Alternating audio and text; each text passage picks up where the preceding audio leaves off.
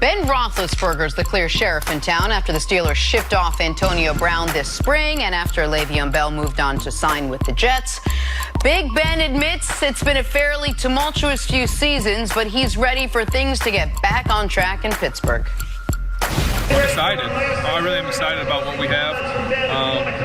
We put a lot of work in, and that's what it's going to take. It's going to take a team effort, and we're all going to give everything we have and see where it goes. We can't predict the future, but we can predict that we're going to give everything we have.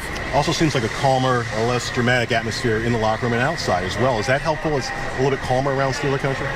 It's been a little crazy the last few years, maybe more so than usual that we're used to dealing with. So to kind of get back to quote-unquote normalcy is kind of nice. All right, let's talk about quote-unquote normalcy. See, do you expect that normalcy with Big Ben and the Steelers this season? No. Okay. Absolutely not. We can move on.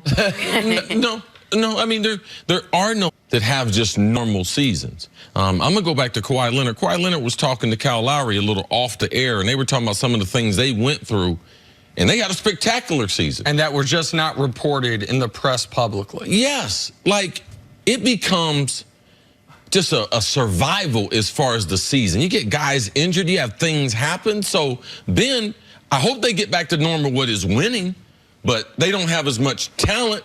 So I don't expect the Pittsburgh Steelers to be better with a less than team. Like, if this team gets into the playoffs, I would say it would be the best job that Mike Tomlin has done. All right? Ben Roethlisberger. I don't know if he listens to himself talk, but Ben is not a normal quarterback. We act like Ben is, oh man, Ben, the Rock of Gibraltar there for the Pittsburgh Steelers. No, he hadn't. Ben, stop, man. Just because you changed your shave and everything, you lost a little bit of weight, your chin's still fat. But, bruh, I know you. Like, stop this, man. All the problems did not go out the door with Antonio. L. Bell wasn't a problem. They just weren't going to pay him long term. And he wasn't even there last year. Yeah. Nothing that happened last year after the very beginning of the season be left on the doorstep of L. Bell. I suppose if you want to say the stop-start, is he going to be here or is he not? But he wasn't in the locker room. So any locker room issues that L. Bell caused were really self-inflicted because he wasn't there to actually cause any problems. If the Steelers, listen, normalcy for the Steelers is winning the division. Normalcy for the Steelers, what he's talking about is making the playoffs. So how do you return to that? James Conner's going to have to be awesome. They're all their big people, the people you love, see, their offensive line, which is actually quite good. They are. And their defensive front, which has a lot of high draft picks. All of those guys are going to play really well.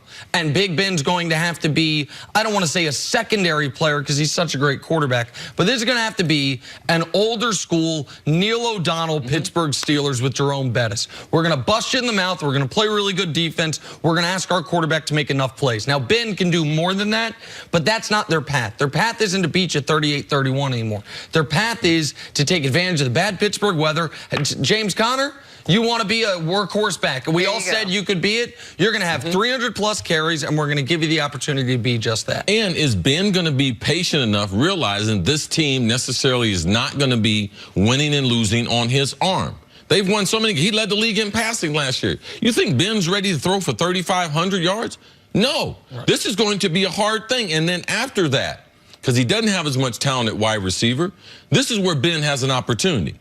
Because a lot of the Pittsburgh stuff went wrong with what the players said. So Ben's going to have an opportunity. They come to Ben at the end of the game. What did you guys call there? And he'd be like, oh, man, it was a great call from the offensive coordinator. That's not something that Ben has been consistent at doing. Wide receiver drops a pass. Offensive lineman missed a block. You know what Ben should say? Oh, it's my fault. I got us into the wrong. Is Ben going to do that? He hadn't been known to do that. He's been known more to, hey, that guy out there, if he runs a better route, you know something? We win that game. Hey, if the coach, I wish he would have thrown to another receiver. The play he called wasn't the best play we called. So those things have caused a lot of turmoil, and Ben, he did them himself. He didn't realize that a lot of that was because of him, was the radio show, was all the different things that we were talking about. And by the way, that radio show, all of a sudden, still on the board that he does it. I thought he was not going to do it anymore. Right, so like I'm saying, all of a sudden, that is, it has not been a, we can neither confirm nor deny if Ben Roethlisberger is doing his radio show this year. All right, so let's talk about the Steelers within their division. If normalcy, if you will, is getting back into the playoffs or winning their division, this is suddenly a much tougher division going into this season. Where do they stack up? Listen, we all seem to just be expecting Baltimore to take a step backwards.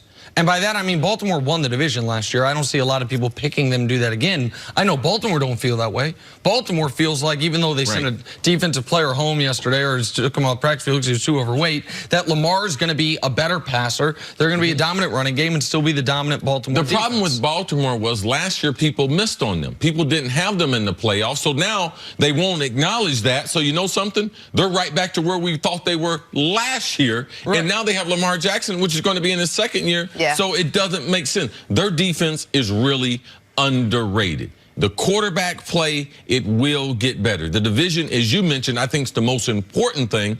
Pittsburgh's not as good, and the division is better. Right. Baltimore, you would expect most quarterbacks from year 1 to year 2 to get better. Baltimore has that in place, and same coaching staff, same defensive personnel in large part.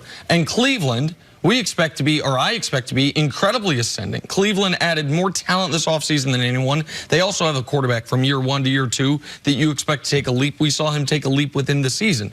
So Pittsburgh has to be better than last year to stay where they were. And staying where they were was out of the playoffs. So they have to be much better than last year with less talent in order to be alive to win the division with a couple weeks left in the season. That's not the position they found themselves in. Over the last decade, it's been them and Baltimore. Cincinnati pops up for a year or two. That is not the case in the AFC North this season. We'll see how Pittsburgh deals with it. And we'll see how Big Ben deals with it more specifically. Coming up, are the Lakers a lock to win the NBA title with Anthony Davis? That's ahead on First Things First.